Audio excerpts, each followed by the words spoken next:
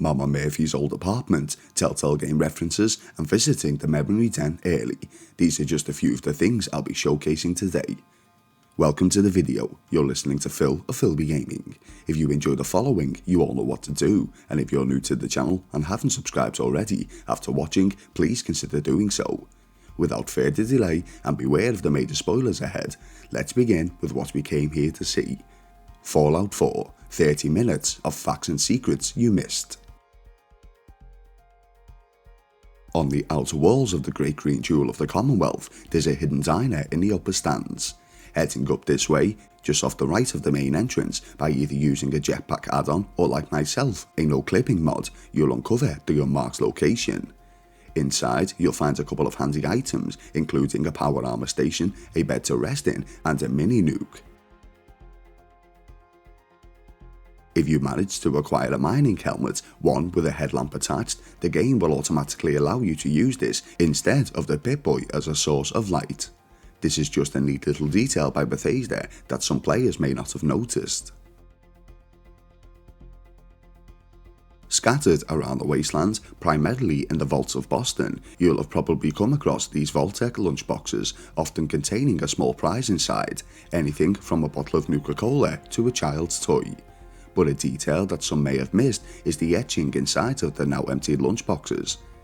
I'm unclear as to what these actually represent, if anything, or whether it's just an inside joke by the developers. Let me know your thoughts in the comment section. Upon entering Diamond City, one of the first structures you'll come across is the local chapel. If you decide to enter and take a seat upon the small pew, you'll be granted the Quiet Reflection perk. This isn't too dissimilar to other perks accessed by resting, but the difference being is that this one is instantaneous. The Quiet Reflection perk grants the player an additional 5% of experience points gained for a limited time. To the east of the map, the player can discover the Old Museum of Witchcraft.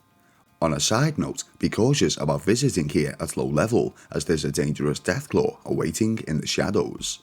After dealing with the dangers, you'll notice that the mannequins around the area are placed in a somewhat ritualistic manner, giving insight to the previous occupants of the establishment. Closely inspecting one of the rooms, you may notice a hole in the ceiling. Using whatever means necessary to make your way up there, similar to how you would the Diamond City Diner, you'll uncover the remains of a man who's fallen victim to these ritualistic killings. There would be a machete sticking out of the victim's chest during your playthrough, but I mistakenly removed this earlier, so just trust me. The ferocious militia-type faction, known as the Gunners, are a difficult enemy to overcome, someone I wouldn't recommend trying to tackle early in a title, unless like myself you use a God mode cheat. What some may have noticed is that particular members of this faction have markings upon their faces. These etchings do not symbolise rank or kill count as some believe, but is actually their blood type, a tactic used by many real-world militias. Another small detail placed in the game by Bethesda is right near the beginning. During the prologue, the Vault-Tec employee will visit the sole survivor's home, requesting them to fill out the special form to complete entry for themselves and their family into Vault 111. Although unnecessary, as we're never supposed to see it, using mods such as a free cam or no clipping, we can see that Bethesda went that extra little distance to place a fully detailed clipboard in the hands of the Vault-Tec representative. You have been pre-selected for entrance into the local vault. Vault 111. Go away. In the Boston Common, on the outskirts of the Swan Pond, there's an unmarked location down a couple of steps that the player can explore, the Prost Bar. Upon entering, you'll be greeted by a familiar sight, especially those who are fans of the popular television series Cheers. The layout is the same, as are two of the characters, parodies of two of the cast members, Sam Malone and Ernie Pantuso. On a side note, the word Prost is German for cheers. Fallout 4 has a real-world time cycle, with the current date and time being found in the sole survivor's Pip-Boy device. As we approach Christmas Day, December 25th of course, if you choose to visit Diamond City, you'll be pleasantly surprised to uncover that the majority of the large settlement has been kitted out in celebration, including lights and Christmas trees. New issue of Public Occurrences, View from the Vault, an outsider's perspective on the Commonwealth. The Super Salon can give you the hairstyle of your dreams. Sometime into the main narrative, the sole survivor will visit the memory den in Goodneighbor to relive the memories of the now deceased Kellogg as he or she attempts to track down Sean, their missing son. But did you realise there's a hidden mission that some may not be aware of if you head straight there from your release from the vault? In doing so, the following conversation will happen. I think you've stepped into the wrong place, sweetheart. You don't look like you need the memory den. Do you even know what we do here? Something about memories? Glad to meet someone who pays attention to the name. That's right. We let you relive the past. Now, I hate to turn such a clever boy away, but we aren't accepting new clients right now. You're cautious. I respect that. But I think I can handle it. If you'll just give me a chance. Well, I suppose there's no harm in giving you a trial run. Now, memories involving other people are easiest. Recent events involving loved ones. Does anything come to mind? My wife died recently. If I could see her just one last time. Oh, honey, I'm so sorry. It's never easy losing someone that close to you. But I think we can help. All right, sit down in the lounger. Let's see what memory we can find. Followed by the player reliving the painful memory of both the death of their spouse and the kidnap of their child. Manual override initiated. Cryogenic stasis suspended. Vault computers are still working. That's good. Checking through the logs. Hopefully it's all... Just find it. Pod C6. Down the hall near the end.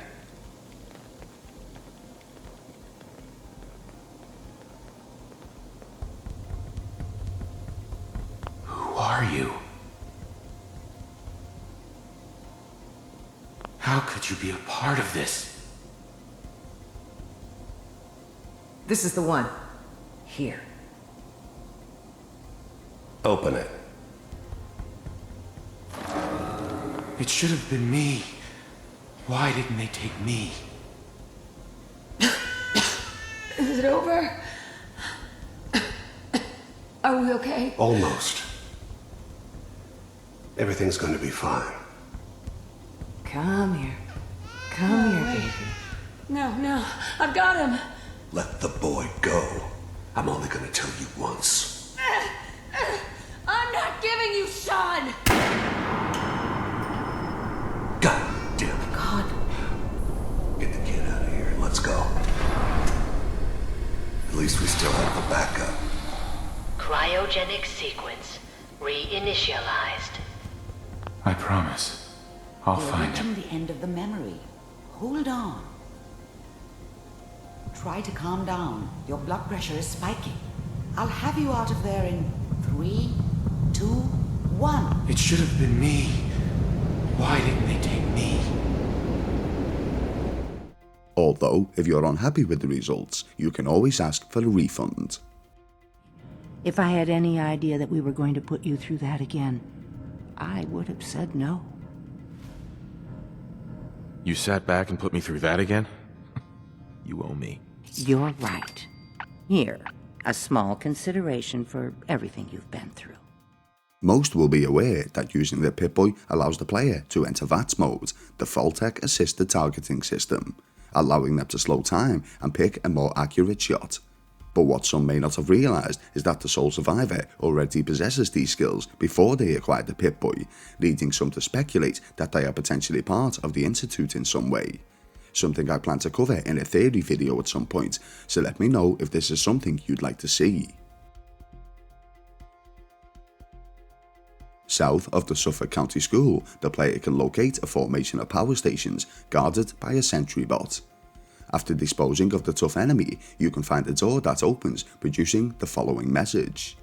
This is a nicer version of a callback to Fallout 3, where a similar message displayed as follows. Returning back to the Museum of Witchcraft, we have a second nod to Fallout 3. To the rear of the property, if you inspect this particular rock, you'll notice that it's hollowed and contains a whole bunch of items useful to the player. Also contained within is a note which reads as follows. S. Been too long. Sorry I missed you a megaton. Looks like history repeats itself, but as promised, here's the gear I scrounged up. All the best and stay safe. The Commonwealth is its own kind of hell. E. This is a reference to a similar note found in the previous installment. Right near the combat zone, there's an unmarked location known as the Warren Theatre. Upon entering and taking the elevator to the second floor where the auditorium is situated, the player will come to realise that someone has been reenacting a play of some sorts with mannequins upon the stage set. But upon closer inspection, you'll uncover that one of the mannequins is actually an Institute synth and is hiding amongst the set, awaiting their prey.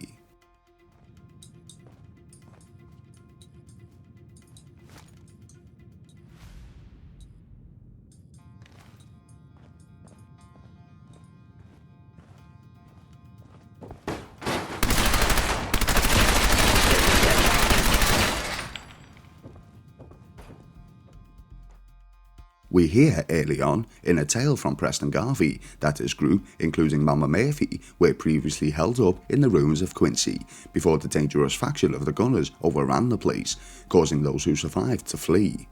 If we visit a particular apartment complex, we can in fact find Mama Murphy's old room, as well as some collectibles, including a note written by the medium herself. Chances are, when you first encounter the railroad, a faction who pride themselves in freeing synths, member Deacon will come to your defense, informing the faction leader, Desdemona, that the sole survivor has quite a reputation out in the wasteland, convincing her to bring you on board as a recruit. But what happens if your character has yet to travel the open world, making little to no impact before uncovering the faction? Deacon's dialogue will differ, as he has no recollection as to who you actually are. I'm Desdemona, and I'm the leader of the railroad. And you are? Deacon, where have you been? You're having a party. What gives with my invitation? I need intel. Who is this? Well, he's got to be someone. He made it down here, right? Normal people just don't do that. Todd Howard, the main guy behind Bethesda Studios, may not have a bit of a Napoleon-like complex himself, but maybe his co-workers think so. Or someone is playing a joke on the boss. At several locations around Boston, one of which being the Dugout Inn in Diamond City, someone at the studio has played a bit of a prank on Todd, portraying him in a very similar painting to that of Napoleon himself.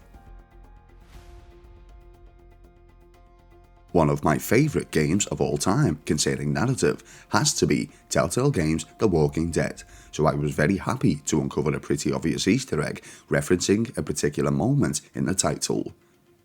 Heading slightly north of Covenant, the sole survivor will uncover a fence as well as a red tractor.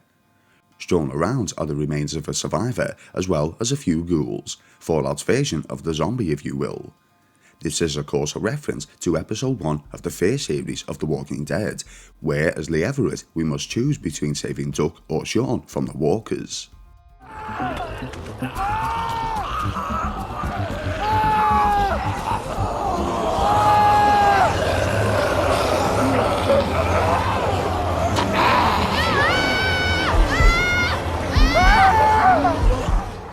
One of the side quests you can activate in Diamond City is by speaking to local handyman Abbott at the Wall. The Wall is considered to be the protector of the citizens of DC, shying away any foes with its intimidating green glow. Abbott tasks you with retrieving paint for the Wall as he's running low. Working hard? Don't touch the paint. Forget you, pal. Mind your manners. This isn't just some shack I'm painting. This is the Wall. The great green guardian ain't to be touched. Thinking you need a little education. Maybe a bit of community service. What do you say? Happy to help out. You see this paint I'm using? Only one place left in the whole Commonwealth you can get it. Hardware Town. Ruin store close by to the west. Bring back a can of paint, and it'll be 100 caps in your pocket. How does that sound? Paint retrieval. I'm on it. Much obliged. Upon heading to the nearby hardware store, after dealing with some undesirables, the sole survivor will find cans of both yellow and blue paint. Of course, combining these two will create the colour green, but what happens if you decide the wall needs a new shade instead? Heading back to Abbott and applying the first stroke, he will comment on the colour being different. Abbott. You're back. You find that paint? Wasn't easy, but I found some, yeah. Now that's damn fine news. Why don't you go ahead and paint the first stroke? Let's see how the shade matches up.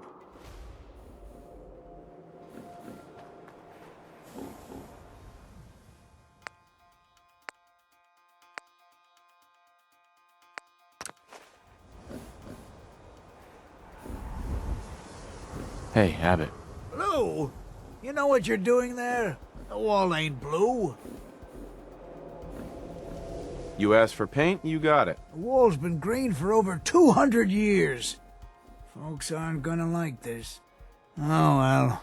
Better than seeing her in disrepair. There's your payment. Now get going. I got work to do.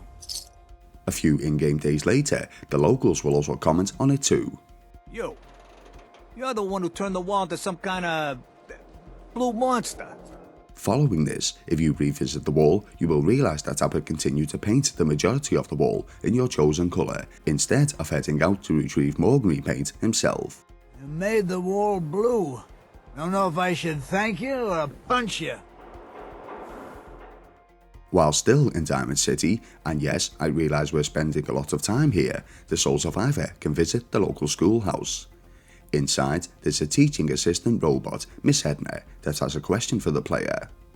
This thing called love, I hear the children talk about. I think they need that to learn. A child needs all the love you can give them. Oh, please do not get upset. Why is it when I talk about these things there are always tears? I have one more question before you leave. It's not another quiz. I don't get to talk to many adults. This love I hear about, do you think you can have it for someone, even if the two of you are very, very different? If you love someone, hold on to them. Tomorrow you might not have the chance. Thank you. You have helped me make up my mind about something. If the player convinces Miss Edna that true love conquers all, the robot will listen to this advice and later confess her love to the teacher, Mr. Zwicky. Give it a few in-game days later, there's a small hidden moment in which the two will be married. Darling, are you sure about this? Ain't got nothing better to do? My dear, you're perfect. I only wish I had realized that sooner. Then by the power invested in me, I pronounce you man and wife. You helped me make a very big decision. Thank you. I think I know what this love is now. I start thinking you're a simp. I never realized how much she meant to me until she said something. Just north of Radio Tower OBB-915, the sole survivor can have a little fun at an abandoned shack. Inside, you'll find a selection of flammable gas canisters, as well as 3 lanes of firing lines. Shooting the canisters will produce a little entertainment, passing the time in the world of Fallout 4.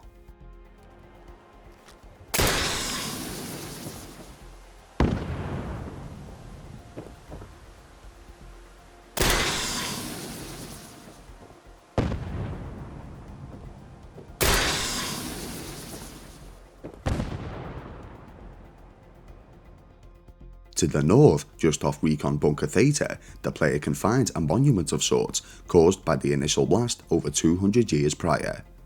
Following the atomic destruction, giving us this wonderful wasteland image we experience today, there's a set of vehicles which have found themselves wrapped around this tree, almost forming some form of art. Beware as you approach, you may encounter some difficult rad scorpions that you'll need to deal with, but after doing so, you can collect the meat from the fallen foes and cook up a meal or two for yourself using the cooking station at the foot of the structure. At the Boston Common, once more, near to the Prost Bar, the sole survivor can enter the Boylston Club. Upon taking the elevator up one floor, you'll soon witness the mass death of several of the patrons. Upon closer inspection, you'll notice several bottles of poison wine about the place. A nearby computer terminal tells us that the Boylston Club had exclusive entry requirements, including a $500,000 entry fee, and was mainly frequented by members of high society. A holotape found at the terminal also informs us of the final moments of the club members. It's closing time, gentlemen. If any of you have changed your mind, it's time to go. James will see you out. No one? Very well. Gentlemen, it has been an honor and a privilege. Before we drink, allow me to offer a final toast. To the world that was, mankind shall never see its like again. By canon, after leaving Vault 111 and speaking with Codsworth, most will head to the Red Rocket Station where they'll first encounter Dogmeat, our beloved canine companion. But did you realise there's an alternate way to firstly be introduced? If by choice the player heads straight to the Park Street Station, battles the goons and rescues Nick Valentine. Ah, my knight in shining armor. Question is, why does he come all this way, risk life and limb for an old private eye? Whoa. What are you? Told you, I'm a detective. Then later conducts the interview about Sean in his office, then explores the home of Kellogg, all before meeting Dogmeat. Nick will be the one to introduce the pair to one another. Gwinnett stout beer, 44 caliber bullets, and cigars. San Francisco Sunlights. Interesting brand. Won't lead us anywhere on its own, though. Any suggestions, Nick? Guess it's time to call in a favor. I know a specialist. He's never in one place for long, but he'll show up if I ask. Who's this friend of yours, Nick? Worked with him a few times, but he only likes certain people. Got a feeling you'll get on, though. You'll meet soon enough. Gonna send out the signal. It's a special frequency, so you won't hear it, but he will. Okay, I called him. Let's wait outside. Ready to get to work, Dogmeat? Dogmeat, huh? Hell of an animal. Doesn't really have an owner, but he's always ready to help out when he's needed. Go ahead. Let him sniff that cigar. See if he can find our man. Dogmeat. Get the scent, boy. I'm trusting my family's future to a dog. That's it. I'm officially crazy. As the player traverses the Diamond City following the initial encounter with Piper, the gates will be open permanently, but did you realise you can have a little fun with this? Using the technique similar to earlier when attempting to reach high places, if you land on a platform directly above the main gate, you can interact with these two switches, in turn closing the gate momentarily before the guards reopen it. Have you uncovered the very clean settlement of Covenant? If you have, you'll be aware that when trying to gain access, you'll need to pass a series of questions known as the S.A.F.E test, such as the following. While working as an intern in the clinic, a patient with a strange infection on his foot stumbles through the door. The infection is spreading at an alarming rate, but the doctor has stepped out for a while. What do? I scream for help. You'd rely on others then. Your grandmother invites you to tea, but you're surprised when she gives you a pistol and orders you to kill someone. What do? I'd ask for a minigun, so I can do the job right. Please treat the questions seriously. Or are you? Does this sound familiar to anyone who've had the pleasure of experiencing Fallout 3? If it does, you'd be right. The S.A.F.E test poses the same questions to the sole survivor that were posed to the Lone Wanderer during their time in Vault 101, albeit back then it was called the G.O.A.T test, and was used to determine what line of work the participant would best be suited for. During Nick Valentine's initial reuniting with the secretary, Ellie Perkins, whom after they share pleasantries, informs the sole survivor that they could take on new cases and help out the detective. Being gifted, the player can don a noir-style detective costume, a replica of Nick's, team up and work cases together, such as the missing case of Earl Sterling. Earl Sterling used to work here, right? Poor Earl. Gone just like that. Such a good bartender. Good friend. Oh, terrible with women, mind you. Bull in china shop with them. You with Valentine's Detective Agency? I forgot to drop off Earl's key when I hired you people. Here, I hope you find out what happened. Security does nothing but yell at me for asking about it. Now let me pour you a drink. Come on. This is a series of side quests that some may have missed, as during the main narrative there's no real reason to head back to the Valentine Detective Agency. Somewhat similar to the vehicle display we saw earlier, there's a secondary art structure, this time just south of Walden Pond. Known as Carhenge, this is a real-world reference to the Carhenge artwork by Jim Reinders, located in Nebraska, who pays homage to another real-world piece, the Stonehenge. Please be aware of exploring this location though, as a behemoth patrols the area, who myself cleared out earlier. Whilst we're near Walden Pond, just to the east of the waters, there's a location known as Cat Cabin. At this small hut, a female trader resides who lives with, you guessed it, a whole bunch of cats. An interesting sight, but not much more to it than that. Just north of the Museum of Witchcraft in the waters, there's a small boat with a replicated iconic movie scene on the deck. Upon exploring, you'll notice a battle has occurred between a gentleman and a mutated shark that's ended in disaster for both. The machete, the blue bandana, and of course the shark itself all pay homage to a very famous scene from the movie franchise Jaws. Although robotic, Codsworth is considered part of the family by the sole survivor and their spouse, and Codsworth feels the same. But have you ever wondered what would happen if you reunited the domestic robot with the fallen spouse? As a companion, if Codsworth accompanies you back into Vault 111, he will be distraught at the sight of your fallen husband or wife.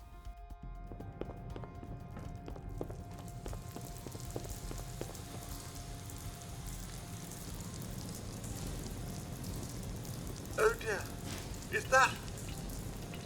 Mum? Sir, I'm so sorry.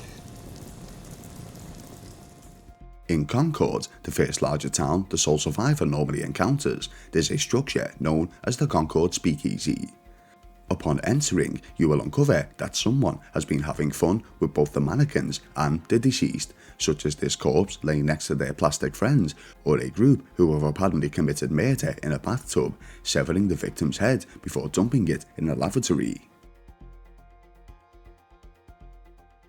The designs of the vehicles of Fallout 4, although now a shell of their former selves, is actually based on a real-world design known as the Ford Nucleon, a design popularized in the mid to late 1950s and early 1960s. Although not considered a serious design, it was originally imagined as the potential future design of automobiles.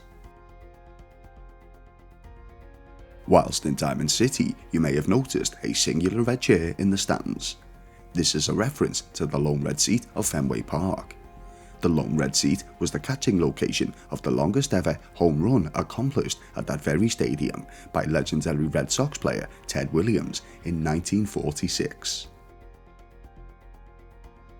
And lastly today, we have the hidden details in the Pip-Boy device itself for all you old school gamers.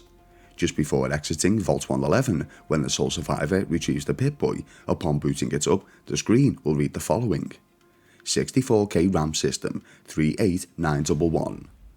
This texting is the exact same as the loading screen of the Commodore 64, first released in 1982 by Commodore International.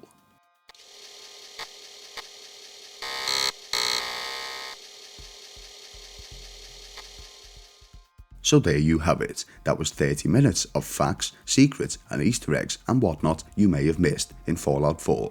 If you enjoyed what you saw today, you all know what to do, and if you're new to the channel and haven't subscribed already, please consider doing so. If you wish to see a second take on this or something similar, be sure to let me know in the comment section. Thank you all for watching, and I'll see you in the next video.